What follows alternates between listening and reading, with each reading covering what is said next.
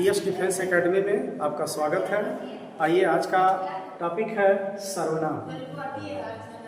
सर्वनाम की परिभाषा क्या है कि संज्ञा या सर्वनाम के बदले जिन शब्दों का प्रयोग किया जाता है उसे ही सर्वनाम कहते हैं। जैसे मैं, तुम, आप, यह, वह इत्यादि और भी हैं। अब बात ये करते हैं, नोट पॉइंट में ये डालेंगे। नोट पॉइंट ये जान लीजिएगा कि बड़ी काम की चीज है। नोट पॉइंट में ये बताएगा आपको कि हिंदी में कुल सर्वनाम कितने हैं, टोटल 11। अब 11 कौन कौन से हैं?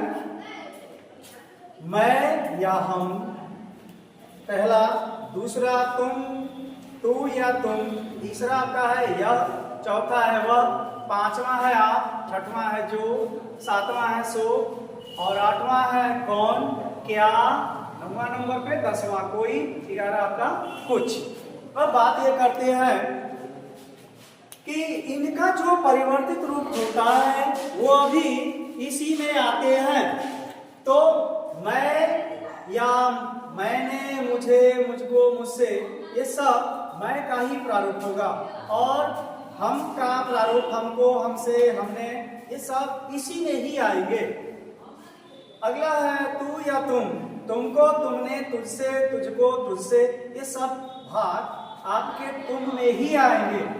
यह वाले में यह का ये हो जाएगा, वह का वे हो जाएगा। और इनका बदला रूप ये, चाहे यह सब, वह सभी, चाहे वे सब, ये सभी मिलेंगे तो आपके यह में होंगे। उसी तरह से वह का वे या वे सभी, चाहे वे सब आएंगे।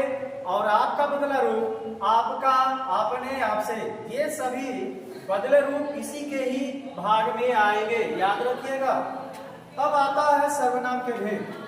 सर्वनाम के कुल कितने भेद हैं? तो 6 भेद हैं। आइए जरा इसको कैसे याद करेंगे कि इसकी कुल संख्या कैसे 6 बता पाएंगे। सर्वनाम, सर्वनाम अर्थात सभी का नाम। गांव घरों में हम देखते हैं कि औरतें क्या करती हैं कि सबका नाम तो लेती हैं लेकिन अपने पति का नाम नहीं लेती है। जो अपने पति का नाम ले लेती है तो दूसरी औरतें करती हैं कि छी, ये अपने पति का भी नाम ले रही है।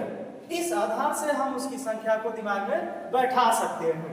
अब बात करते हैं कि उसके 6 भाग हैं, कौन कौन से हैं। तो पहला आपका आता है पुरुषवाचक सर्वनाम। दूसरा आता है निश्चयवाचक सर्वनाम। तीसरा आता है अनिश्चयवाचक सर्वनाम। चौथा है संबंधवाचक सर्वनाम। पांचवा है प्रश्नवाचक सर्वनाम। और छठवां है आपका निजवाचक सर्वनाम। तो पुरुषवाचक सर्वनाम कै भाग में बटा है? 3 भाग में बटा है। पहला क्या है? उत्तम पुरुष। दूसरा है मध्यम पुरुष। और तीसरा आता है अन्य पुरुष। उत्तम पुरुष में कौन कौन से शब्द होंगे जिससे हम ये जान जाएंगे कि उत्तम पुरुष है, और कौन जान जाए कि मध्यम पुरुष है।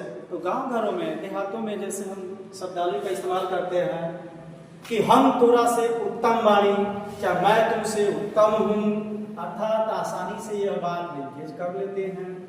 मध्यम, मध्यम का मतलब होता है धीमा।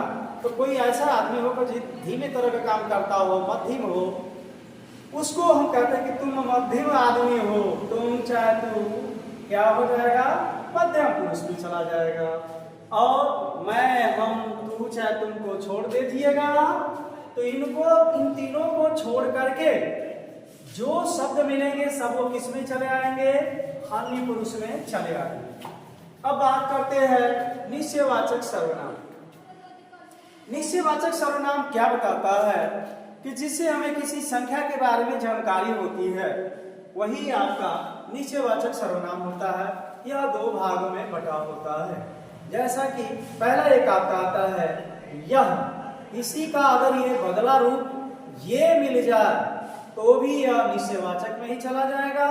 और दूसरा अगर वह लगा है या वे लगा है तो निश्चय ही यह निश्चयवाचक सर्वनाम में चला जाएगा। अगला बात करते हैं अनिश्चयवाचक सर्वनाम। अनिश्चय यानी जहां से संख्या कोई निर्धारित न कर पाए, वहां पे अनिश्चयवाचक सर्वनाम होता है। तो इसकी पहचान कैसे करोगे कि अनिश्चयवाचक सर्वनाम है?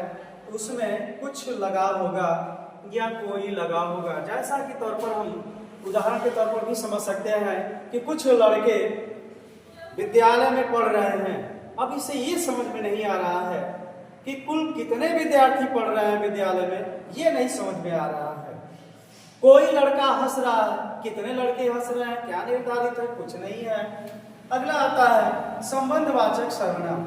संबंधवाचक सर्वनाम की पहचान में क्या होती है कि इसके भी दो भाग हैं, जिसमें पहला आता है सो और दूसरा आता है जो। जैसे कि उदाहरण के तौर पर हम समझ सकते हैं कि जो व्यक्ति पैदल जा रहा है वो हमारा जीजा है, हमारी जो पैदल जा रही है वो हमारी साली है। या अन्य कोई ऐसा भी वाक्य बना सकते हो कि जो व्यक्ति जा रहा है वो हमारा कोई ना कोई रिश्तेदार है। इस तरह से हम वाक्यों का प्रयोग करके बताते हैं।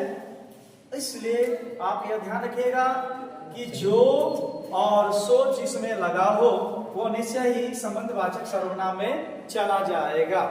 नेक्स्ट अगला पांचवा प्रश्नवाचक सर्वनाम। तो इसमें क्या होता है कि प्रश्नवाचक सर्वनाम में प्रश्नवाचक चिन्ह लगा होता है और इसमें प्रश्न किया जाता है। तो क्या किया जाता है, उसमें कौन शब्द लगा होगा या क्या शब्द लगा होगा, इन्हीं को ही पकड़ लेंगे तो आसानी से हम पकड़ सकते हैं कि वह प्रश्नवाचक सर्वनाम है।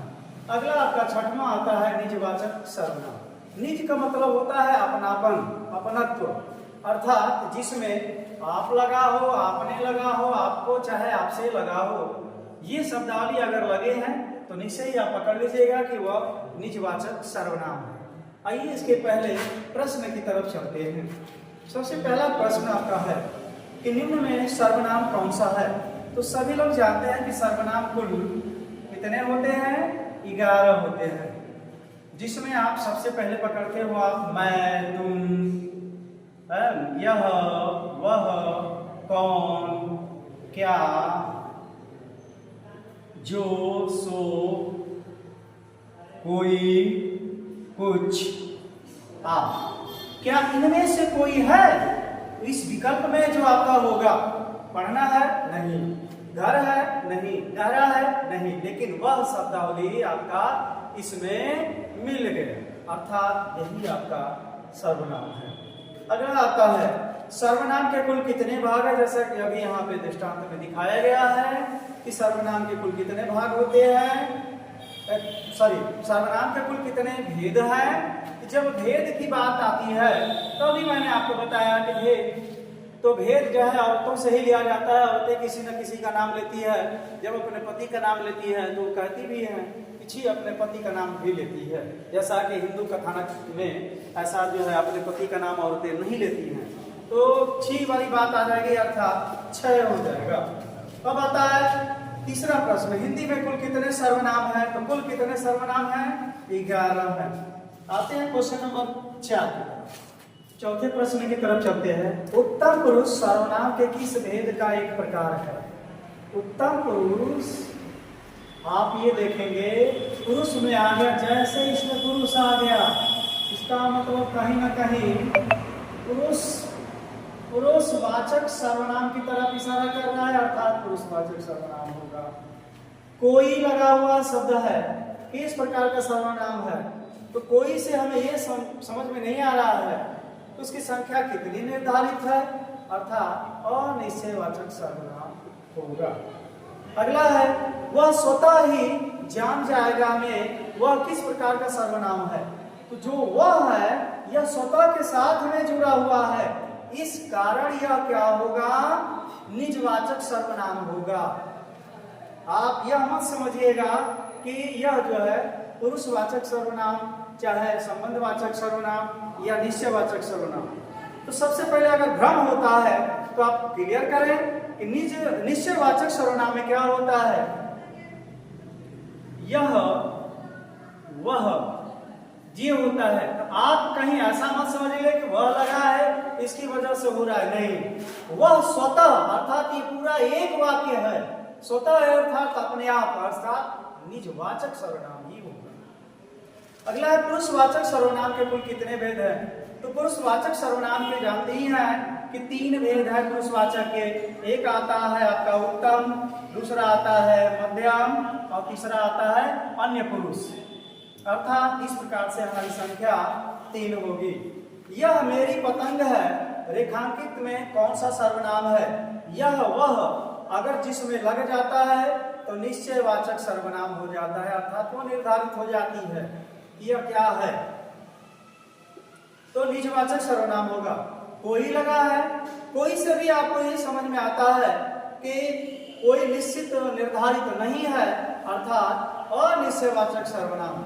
अगला 10वां आपका है मैं स्वयं चला आऊंगा। वाक्य में निजवाचक सर्वनाम। निजवाचक सर्वनाम में आपको हमने बताया था या तो आप लगाओ, अपने लगाओ, आपको लगाओ, आपसे लगाओ, या स्वतः या स्वयं भी शब्द आते हैं, तो ये ही आपके निजवाचक में ही आते हैं। जहां पर स्वयं लगा है इसका मतलब 100% आपका स्वयं ही क्या होगा? निजवाचक सर्वनाम होगा, अर्थात विकल्प सी सही होगा।